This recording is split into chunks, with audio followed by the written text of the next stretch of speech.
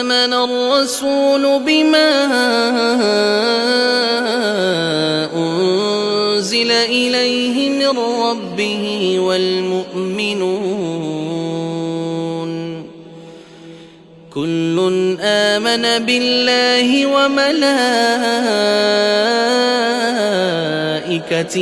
وكتبه ورسله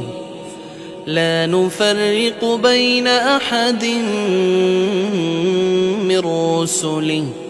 وقالوا سمعنا وأطعنا غفرانك ربنا وإليك المصير. لا يكلف الله نفسا إلا وسعها لها ما كسبت وعليها ما اكتسبت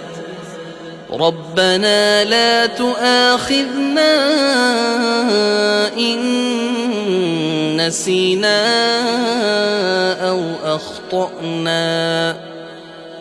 ربنا ولا تحمل علينا إصرا كما حملته على الذين من قبلنا ربنا ولا تحملنا ما لا طاقة لنا به واعف عنا واغفر لنا وارحمنا أنت مولانا